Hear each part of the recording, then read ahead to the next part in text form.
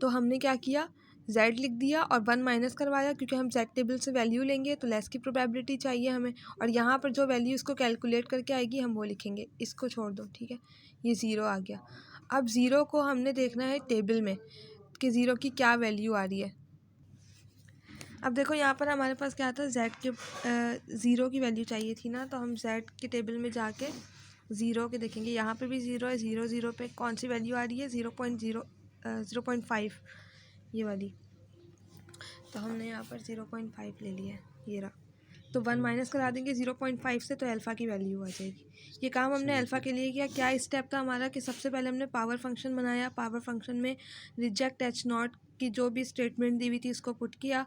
फिर यहाँ पर हमने z बनाने के लिए हमने दोनों तरफ जो माइनस और डिवाइड करवाना था वो करवाया। उसके बाद वैल्यूज़ को पुट किया, वैल्यूज़ को पुट करने के बाद z टेबल से वैल्यू लिखा, और वैल्यू लिखने के बाद फिर अल्फ़ा फाइंड कर लिया।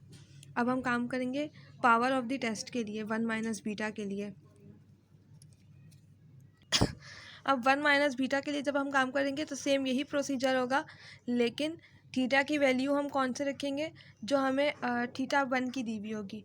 तो थीटा नॉट की यहाँ पर दी हुई थी 75, अब हम रखेंगे 77, क्योंकि हमें थीटा 1 की रखनी है, क्योंकि हम काम कर रहे हैं पावर ऑफ द टेस्ट के लिए। तो पावर ऑफ द टेस्ट का हमारे पास ये चीज़ दी हुई है, k = थीटा 1 = 77। पूरा वही वाला काम किया। 1 माइनस इसमें भी करवाएंगे 1 माइनस बीटा के लिए जब करेंगे, क्योंकि z टेबल चाहिए और z टेबल से हमें लेस की प्रोबेबिलिटी मिलती है। तो यहाँ से हम हमारे पास जब इसको सॉल्व करोगे तो -1 आ जाएगा।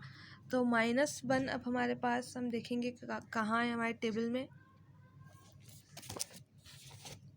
पूरी टेबल में ये देखो -1.0 यानी कि -1, तो ये वाली वैल्यू आ रही है हमारी 0.158। तो यहाँ पर देखो ये लिखा है 0.158, ये नहीं होगा मैं, ठीक है, 0.158। तो 1 में से इसको माइनस करा दोगे तो ये वाली वैल्यू आ जाएगी, ठीक है, यानी कि 84%।